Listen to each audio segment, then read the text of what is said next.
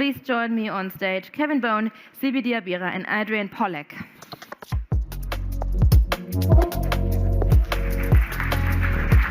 Hi, nice to meet you. Hello. Hi. Lovely to Hello. meet you. Hi. Nice. Lovely. Wonderful. Take a seat over there. But yeah, if you... Sorry, I didn't want to cut your handshake. We did it earlier. Okay, ladies, well, we actually are matching colors here today, right? Lovely. Okay, hang on, I can't see you properly, so I'm gonna need to shift that around, Adrian. Okay. Wonderful. Thank you for making the time in your busy calendars. As I know, MSc, it is not always easy to grab everybody at the same time. So it is a big privilege to have you all. Kevin Bone is with us. Kevin, you're the partner at Lightrock Capital, and you're focusing on growth investments in sustainable energy and technology sectors. So you're bringing into the perspective of the investment perspective. So again, making time for your calendar, thank you. This is your round of applause, so we can, warm up the hands again when it's snowy outside. Thank you. Siby is also with us. Siby DIABIRA, you're the Senior Manager Western Europe at the International Finance Corporation. And you're bringing the financial enabler and the de-risking perspective to our panel. You have extensive experience in international finance. You've managed equity transactions across Africa, Latin America, and Asia, just to name a few things that you're doing. So thanks again for being here. Thank you. Siby. And last but not least, Adrian POLEC is with us. Ladies and gentlemen, he is the CEO and co-founder of Prime Batteries Technology. Of course, we want to hear all about it and learn from you. I can tell you it's a leading manufacturer of energy storage solutions in the European Union. So he's bringing in the industry and, of course, the startup perspective to this panel. And interestingly, under your leadership, when you look into the company has made significant strides in advancing sustainable energy technologies forward. And of course, we'd like to learn from you with everything that you bring to the table. Thank you, Adrian, for coming here. It is not a one-way street in the Pavilion. It's really a conversation. And a conversation means that I warmly invite you, also with your questions. We have the microphones ready. Yes. So after 20 or 30 minutes, we would open the floor with your questions, because I think everybody, you're all experts in the field, and you all have also questions on your chest. So please be bold enough and open for questions, and then we come into a conversation together. Tech made in Europe. I also already mentioned that, and we had a panel before. It's not the strongest part of Europe, so there is room for improvement. When we talk about tech made in Europe, I think we're still in the echo of the AI conference in Paris a few days ago. Have you been attending AI? No? Okay, but everybody, I think, is talking about it, and it's a big umbrella of Europe's tech ecosystem. And we all know, of course, that AI will be a big part in the deep tech ecosystem and the debate. But when we talk about the deep tech ecosystem in Europe, and I'd like to start with a round the table before we start into a deep dive into your perspective expertises. How can European deep tech shape the global energy transition? And by deep tech, I mean deep tech made in Europe. I'd like to start with you, Kevin. Okay.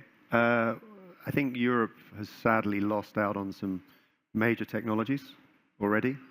We all know solar PV, etc.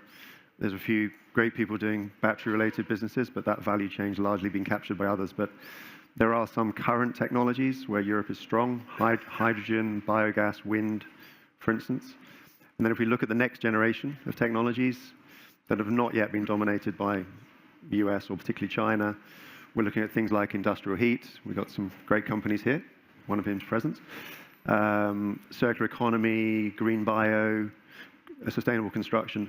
Those industries and those value chains are still up for grabs, and they're also hugely relevant for the emerging economies as they build up their manufacturing base and they build up through urbanization. So Europe has got a few current technologies and some very interesting next generation technologies that it can bring to bear if done right. Siby, what are your thoughts when you talk about or think of deep tech made in Europe, and also in supporting, of course, deep tech made in Europe? Yeah, I think maybe just as a quick intro, as I'm not sure that IFC is well known by our audience today, I just wanted to mention that, yeah, I'm heading the Western European part of IFC, but IFC is an international finance corporation, is the leading DFI in the world, so we have been having intervention in all the different emerging markets for the last 60 years, and just one number, maybe to, as I'm not a big fan of it, but just to understand which part of it, we are deploying $56 billion per year, and part of the equity is very strong and will continue to grow in the next couple of years. So I think when it comes to the deep tech, we need also to think as a development institution, of course, what is our goal? And we look at the European deep tech on how they can leverage on how the technology transfer that has been developed mainly in the Western Europe or Europe part can be then transferred to the emerging markets. Because all of those technology are also here with the goal of finding global solutions, and those global solutions are mainly linked to the development goals. We all know that those development goals for 2030 will probably not be reached as it is, and we will need to leverage definitely on the European technology to transfer into emerging countries. Mm-hmm. What does it mean and how it can be done? We're going to dive into that in a second round, of course, because we would like to hear your approach of how it's well done, successfully done. Thank you for the first impression. Adrian, last but not least, deep tech made in Europe, can it be a game changer? Where do you see Europeans' deep tech movers and shakers in that global energy transition pathway? Thank you for having me. So I will start where they left with semiconductors, right? I mean, we're talking about an AI revolution, we're talking about semiconductors, but coming from the lithium-ion battery, I mean, we're making cells starting from raw materials. Machines are very, very important. So production equipment, it's the most important part if you want to have successful lithium-ion cells. This is actually one of the major reason why we're successful, and in Europe there's so many companies, and also in America, failed in the production of lithium-ion batteries. And coming to the semiconductor, Europe has actually kind of monopoly on equipment on lithography. I mean, we all know ACML from Holland, which is a European technology, and we're actually controlling through the manufacturing of those equipment. We're controlling the whole semiconductor industry, and through that also the AI revolution, right? So we're playing quite a very important role. What makes prime batteries especially successful when it comes in leveraging the opportunities of a deep tech company? So we took a different path comparing to other European battery manufacturers. We worked only with Japanese and Korean equipment, and from the beginning. So we didn't look at Chinese equipment, which was like 3 times less expensive. And through this approach, we managed to have a proper yield loss in the production system. And when you're trying to industrialize a process, yield loss and having stable production process is quite important. So we managed to do this. It took us 11 years. We have right now 2.3 gigawatt hour capacity and scaling with another 6 to 8.3. And you have to do it like in smaller steps until you're really control the whole process, not jump ahead with very large project with no experience. Was scaling up ever a problem, or have you had easy in Europe, variables? It's always a problem to scale up one. So starting from financial ecosystem, that especially now after so many failures in the battery industry, it's very difficult. Mm-hmm. And in Europe, we also have this mentality, so it's very different from America, where failure is seen as a step moving forward. Here in Europe, when you have failure, it's like, okay, we're not going to touch this area anymore. Still, is it still the case? Yeah, definitely. Yeah. Mentality didn't change. I see a lot of people nodding, right? Maybe you all made your experience. Kevin, when we talk about the problem of scaling up and the right and designing the right ecosystem, mm-hmm. also financially to support the development of scale-ups, where do you see the biggest homeworks in the European market? I think the ladder of capital for scale-up businesses is broken in Europe, honestly. Particularly for deep tech, capital-intensive technologies. It's getting more expensive to do these things, partly because we as growth stage investors are asking venture investors to take businesses further and achieve more milestones, because we're more conservative. So that's a more expensive activity. Venture funds are not getting bigger. And too many things are being funded through equity at the moment, whether it's manufacturing facilities, projects, working capital. All that is equity financed because there's a lack of credit products at the right price available to people. So the ladder of capital is, if not broken, certainly stretched in Europe. So it's incredible what people like Adrian are doing, because there just isn't that support to get them there. So that would be one thing. Properly priced, first of a kind, second of a kind, third of a kind debt that could actually catalyze the businesses. That would make a huge difference to our businesses. We've just done something for one of our hydrogen businesses, 200 million facility that took us 2 years. And that's insane. That's not a scalable solution. Well, what is currently done then to tackle that problem? Because obviously the problem and the challenge is known, right? We talk about it. It's hearable, it's visible. Of course, we debate about it. But what is actually done? Yeah? For me? Yeah? No, Maybe it's a $1 million question. It's a $1 million, but I think one part of the answer, because obviously I think it has to create many different angles. But from a development perspective, I think we are part as the World Bank Group. I think part of this answer is also how between the private sector and the sovereign part of it, we managed to find a global solution. As we mentioned, I think it did integrate different type of stakeholders from academia, from government, from grants, what type of project. And we are, when I say we, it's at the World Bank Group, we did launch different type of products that can answer also to this solution. Of course, we are not at the scale yet, and we are pushing to have the solution globally for all those deep tech entrepreneurs. But one of it is to say, how do we de-risk those interventions? Because as it has been mentioned, it's quite costly, it's capital intensive, and it requires a lot of grants at the beginning. So working with the European Commission, working with international finance institutions to manage to find a solution at the beginning as well, or how do we de-risk those entrepreneurs or startups at the beginning to bring blended finance solution, and then to continue to accompany them all around the continuum of spectrum of financing. So one of the financing that we are providing as IFC come probably at the later stage, sorry. So it means that we are coming when they are scaling, but there is a big missing part of So it. what are we doing with that missing part before you're coming in? What is the solution to that gap? What's needed? More guts. Yeah. Yeah. Yeah. Definitely this. Look, in Europe, we're very conservative. Then that makes equity very, very expensive. In our case, in Prime Batteries, I put a lot of equity from my side at the beginning in order to get the business started, right? And only slowly after 5 years. So it's a lot of time. When the business is already working and we're already on profit, I mean, we're profitable now for 6 years, 7 actually.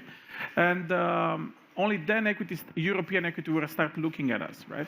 Until then, like I said, we're conservative. So making equity very expensive drives entrepreneurs to go to debt, right? Mm-hmm. And then if you run out of money, then you're killed, right? So I think, Kevin, I'd like to come back to that first step. What's needed at the beginning?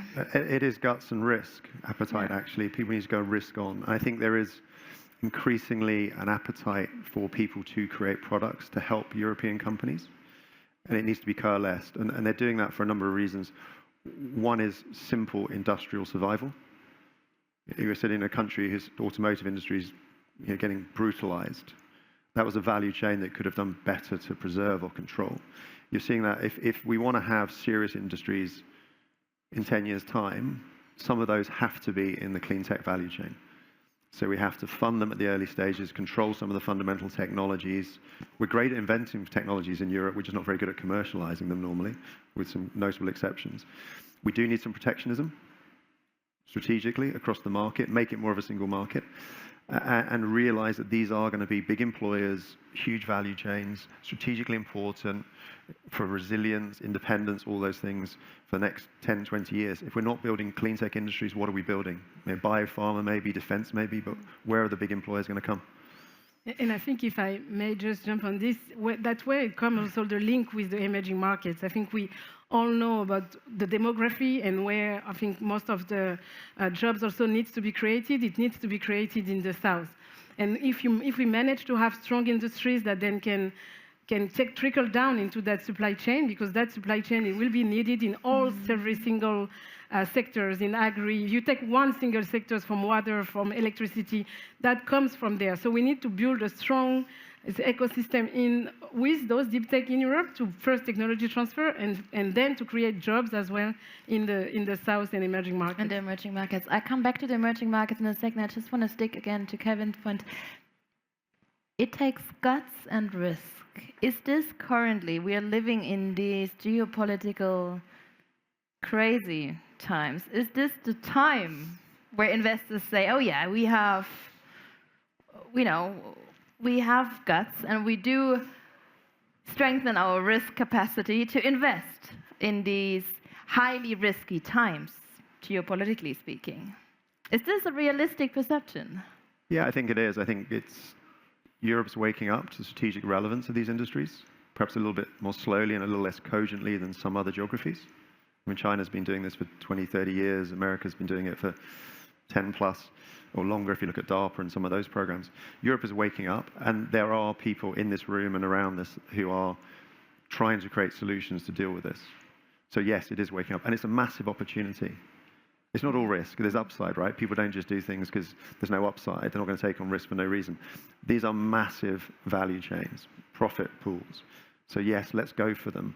But it does need some catalytic capital, which comes from either new sources, foundations, DFIs, etc., or other people being allowed by their LPs to take on a different risk profile.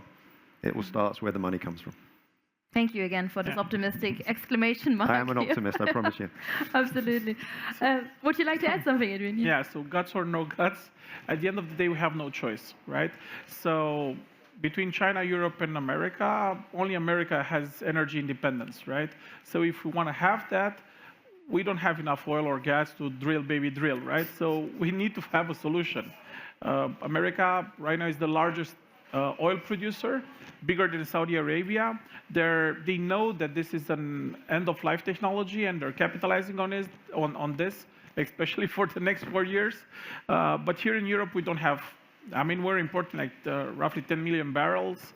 China 11, so around there, and America is exporting, if I'm not wrong, around 14 million barrels. So you see, there is this huge discrepancy, so we have no other option but to go to renewable. And we did this until now, and we need to continue this. So we don't have the option to drill, baby, drill in Europe, right? Yeah. So one thing that would be helpful, I think people in the room will have a view on Trump, but he sometimes gets narrative right, even if implementation's not great. The narrative around, focus on clean tech, the narrative around net zero, it's going to be super expensive for you as a consumer, is awful narrative. Whereas talking about jobs, industry, strategic independence, which the Americans have done very successfully, even though the implementation hasn't been amazing, is a narrative that needs to change.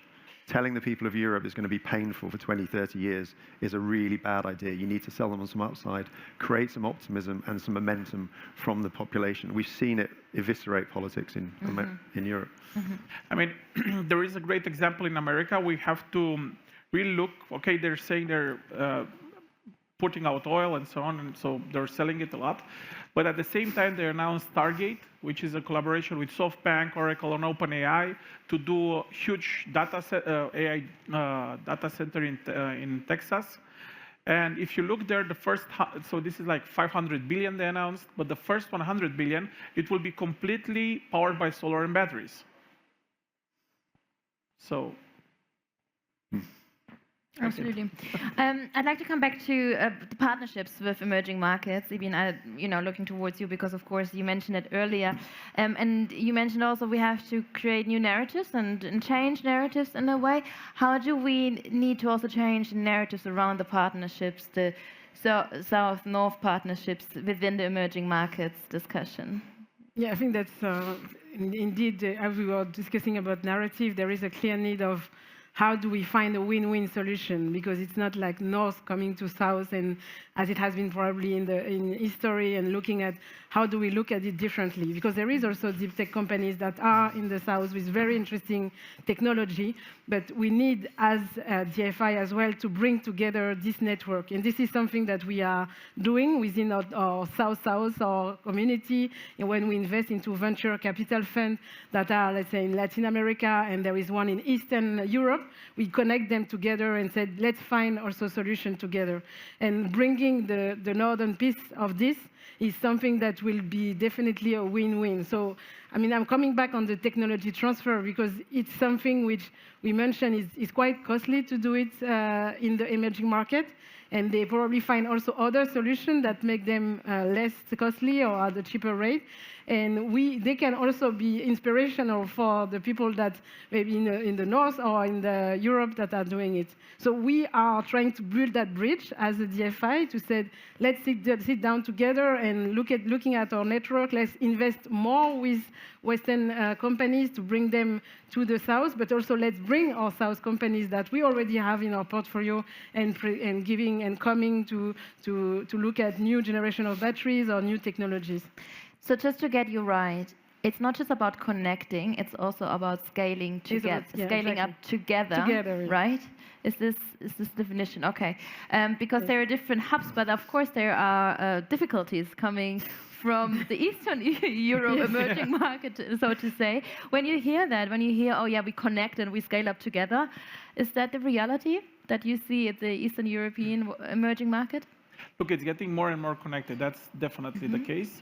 But there is a lot of work still to be done. I mean, in America, you have like this soup kind of society, right? Here in Europe, we're like a salad bowl. Everybody has its own.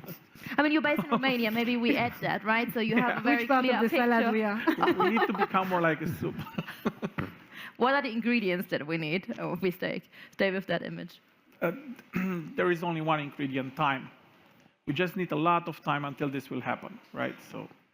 But can you give us a glimpse of, when we talk about emerging markets, how is the Eastern European emerging markets actually emerging right now?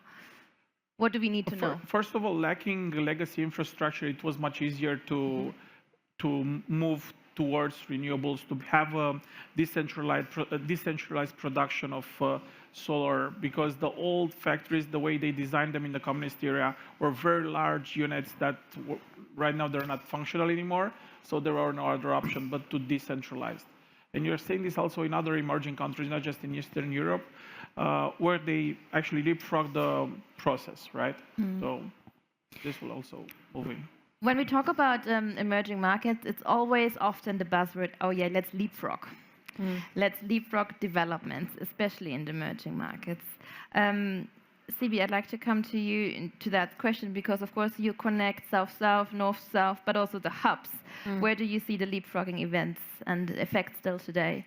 I mean, it's already happening. I mean, it has been, and as it has been mentioned, I think there was no other choice than leapfrogging. When you look at the mobile money system, for example, I've been living in Africa for You mean M-Pesa in Kenya? Yeah, I mean, in M-Pesa, they had no other choice than leapfrogging to take one solution and said, look, we need to give access very quickly to a massive amount of population, which other type of solution. So I think this is also where the leapfrog is coming, and it's like when we are talking about decentralization or also on renewable energy and also of mini grids, the World Bank Group took an approach of saying we still have more than 300 million people in Africa, if I take just the African continent, that don't have access to electricity. How do we leapfrog this? Let's put all together, the World Bank, all different initiatives, the African Development Bank. Let's put the head of states in front of us and said, which policy do we need to change today to be able to leapfrog this by 2030? And I think it has to be led by some of the organizations to make sure that we have this leapfrogging happening in energy sectors as well. But in the best case, these leapfrog solutions, they are across borders, right? Because with M-Pesa, of course, it sticks very much in Kenya. There is, and of course there were effects, but nevertheless the big scale, they are sometimes missing. Or am I wrong? No, I mean that's part of it. It's also very linked to regulation, all of the countries. So that's another angle. That's another angle, and that's where when we put in front of us the different head of state, is to make sure that we try to push them to have some harmonization on the regulation to be able to scale, because it's not one country, it's about, of course, a continent, a region, and it cannot happen. It cannot happen in one single world, I think. Yes. It's not going to be, in my opinion, possible in all technologies, right? There's certain things where, if the technology is out of the money and is being developed down a cost curve through incentives and et cetera like that, that technology probably can't go to the emerging markets because there's no ability to pay. But there are technologies which rely on the natural advantage of emerging markets, or certain ones, be it land, inputs like biomass, cheap renewables, those kind of things. And then the emerging markets can help themselves by having strong permitting regimes, which you can get quick answers to. You can actually build at scale more quickly. You have talent pools. So it's not every technology we can just say, yeah, we can just transfer it, particularly when a lot of these technologies are themselves dealing with very complex scale-up and cost-down issues.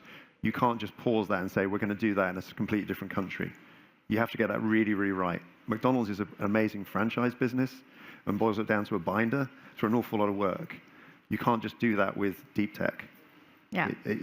We have to be selective and realistic, but there are huge opportunities. And I think about, green construction.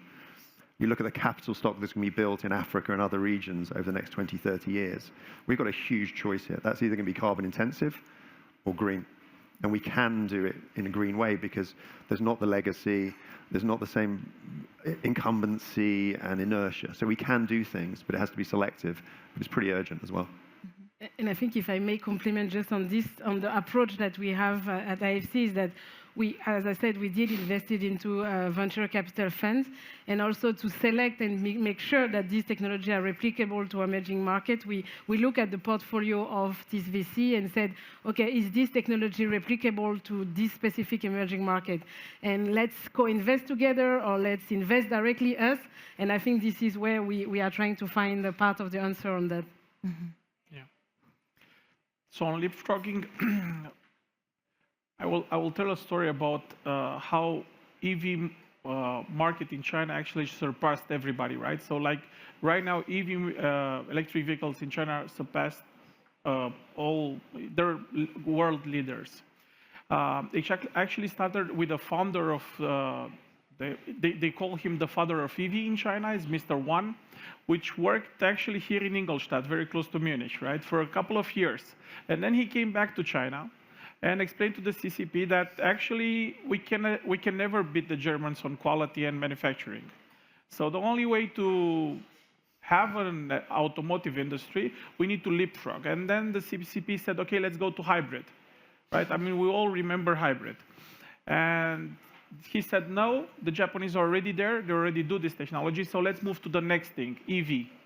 So they pushed then with EVs, and now they're world leaders, right, in electric vehicle manufacturing. So what do we learn from that story? So what we need to learn from that story, for example, humanoid robots, okay? We all know it's coming, right? Do you know in mass production what's the percentage of battery that is actually in a humanoid robot? It's 70%.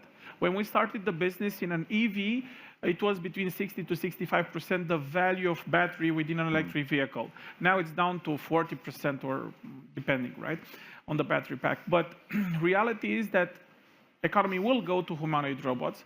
We need to have this in Europe as well.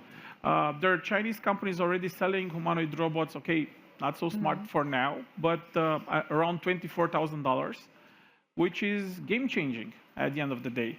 And we're supplying prototype batteries for such businesses that try in UK to build humanoid robots. And it's quite scary. So the battery pack on this humanoid robots is roughly 6 kilowatt-hour, which has a cost production of 700 euros, right? Now that's 70% of the humanoid robot. Artificial intelligence is going down to 0 right now. I mean, we all have ChatGPT and all the other Gemini and so on that are driving the cost down to 0. All the other components, ECU, it's like $30 computer. It's from the automotive industry. You can use that, right? All the actuators are getting better and better. The price on actuators went down 10 times, even more than the price went down on batteries. So this will happen, and we're going to have very smart robots within the next couple of years at the price of just a few €1,000. And those robots right now, I mean, we're getting RFIs that they should work 4 hours with 30 minutes break for charging time, because the way they are designed, it's exactly to the human program, right? Like working 4 hours, at 12 o'clock have a break. They need to lift up to 23 kilograms. So it's very, very similar. And once they are inside the economy, they will change dramatically the way everything is shaped, right? I think foundational technologies, controlling that with batteries was the example, exactly right.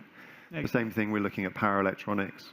We're going to have to build a grid, rebuild our grid. But are we prepared, or no? Because we don't control the fundamental technologies. So we're going to embed. What are we going to do? Embed China into our grids?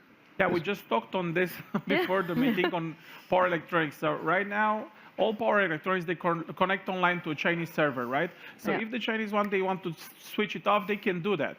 And we saw this in Sweden before they entered NATO. One of the requirements was grid stability if all Chinese inverters will kick off, right? Okay, what's the top priority then to get ready and to get resilient when we have these we need to build local, definitely. I mean, look, video cameras, for example. Hikvision, Alhua, Danhua, all of them, they surveil everything. Just imagine a drone, right? Being trained on AI, on local knowledge. You're going to have that drone has local knowledge on your streets here in Munich, right? When it's, let's say, attacking, it's like your local policeman knowing every corner, every street, every person that is doing its round, right? That's the power that you currently have. Is that a contradiction to be, focused on the local level to what you said, building more partnerships, South-South partnerships, building more hubs, connecting more and more? Is that something but I think here we are more talking about security, which is essential, of course, in defense. And I think our model and the way that we are looking at is coming back to some of the other sectors, which are on the agri side, on the healthcare side, on giving access to essential goods to most of the emerging market population. So I think here, of course, we are all talking about technology. But technology, as has been mentioned, there is different sectors, and it has to be probably built local and definitely. But I think some of the local technology for certain sectors that are essential to give access to basic needs need to have the technology transfer available. Yeah, I think where the EM partnership could be really useful is a couple of areas. One is where they have fundamental advantage. Another is where Wright's law applies. Right, so everyone talks about Moore's laws, which is a derivative of Wright's law. You look at the technology we've just talked about, batteries, semis, power electronics. We talked about PV. There's also massive learning curves and cost curves through scale. So to what extent can the emerging markets benefit from being part of that scaling opportunity and participating in the drive down the cost curve? It's those industries where the Wright's law is really powerful. And that's something we should be looking at in the technologies. China's done it brilliantly with batteries, PV. What are we doing to do that? And Europe may not be a big enough market to really get those scale gains. Let's bring the emerging economies into them where there is that ability to drive cost.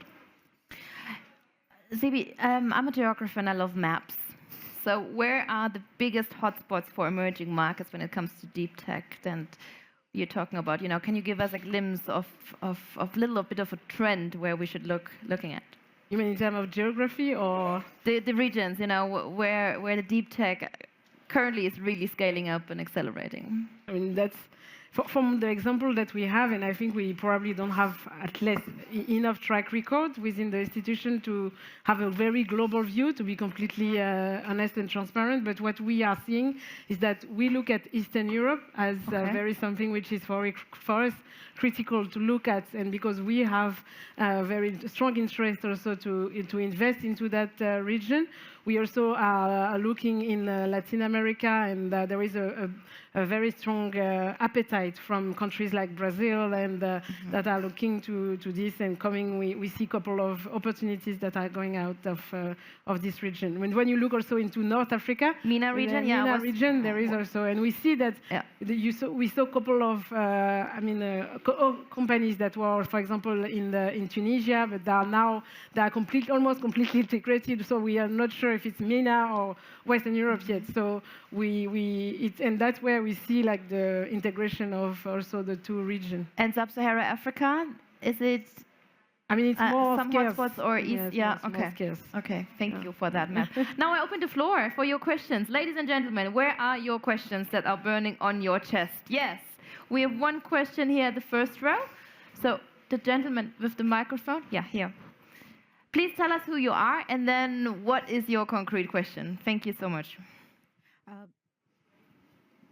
I think it's already switched on. Test, yes, right. We can hear you. Thank you so much. My name is Amira. I'm a member of parliament from Malaysia.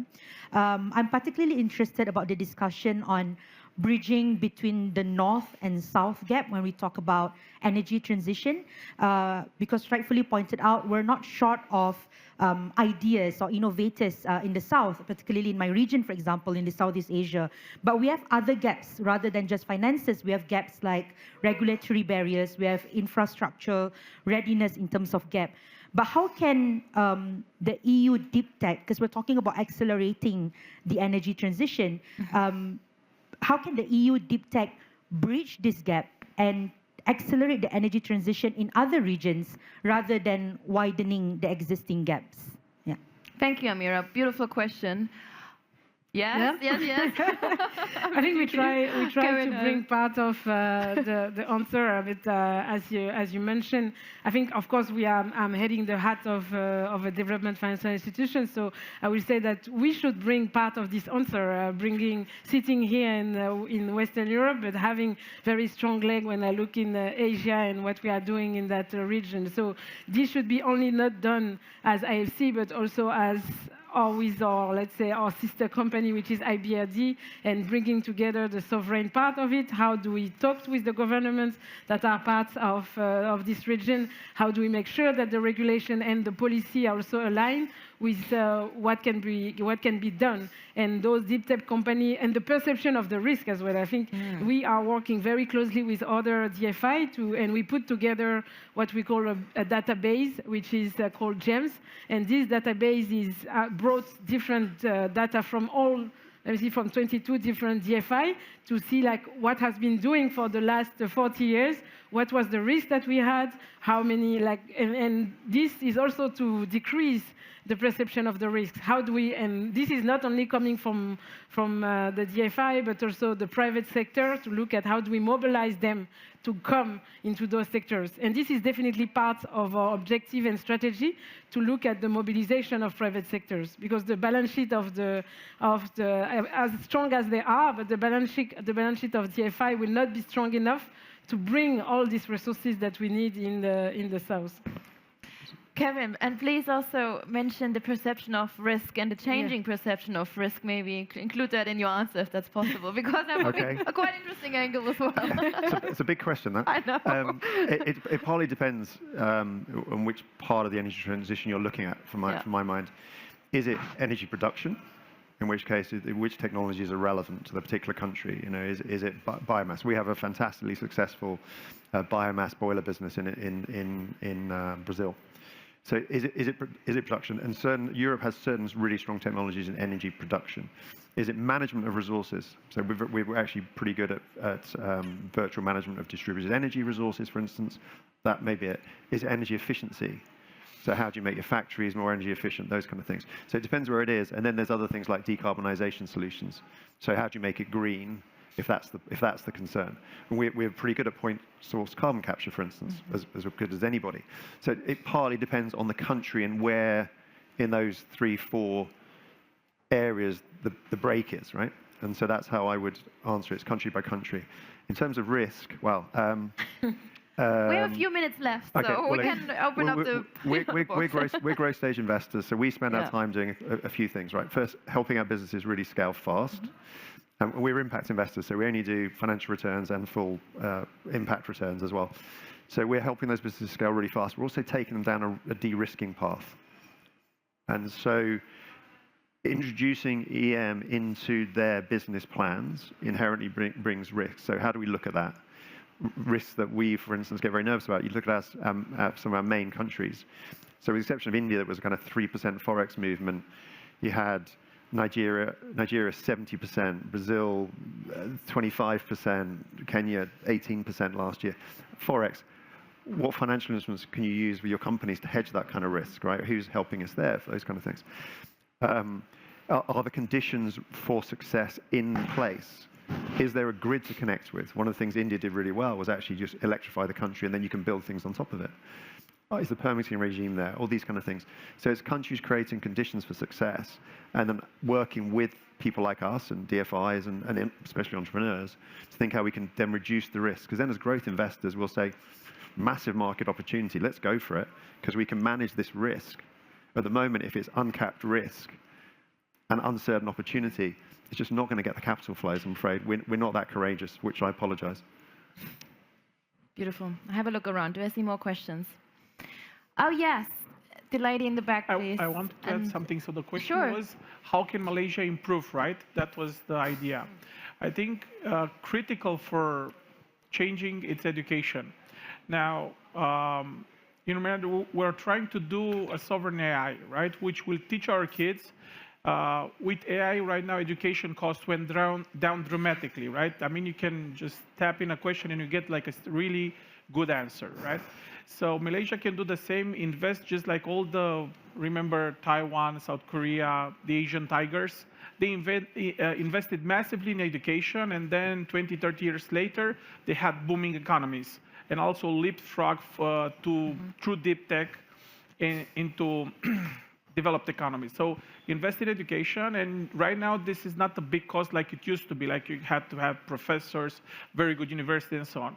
Now with AI, and if you're building it in Malaysia like a sovereign AI, it's gonna help you massively out of that. Also an interesting question going into the education system. Thank you for that comment. Yeah. We have one more question. Tell us who you are and what's your question. Hello. Oh, I can't hear you. I think is it switched on?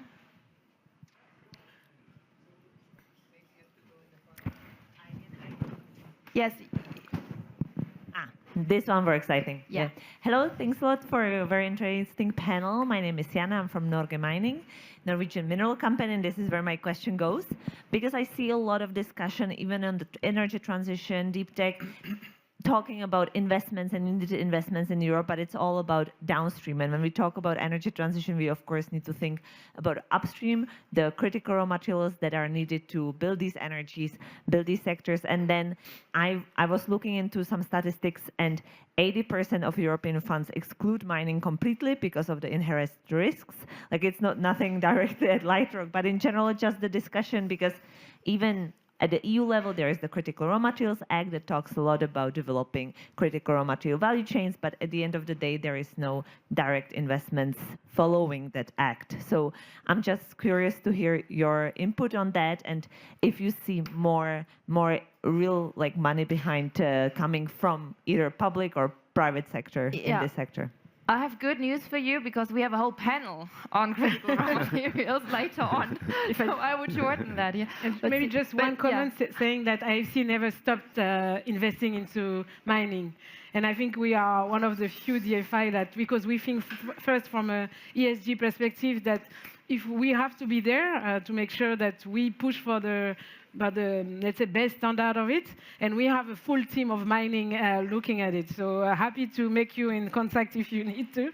But we are investing quite into critical material, and actually we are closely working with the European Commission to bridge that knowledge and to see how other European DFI can come back to that sector.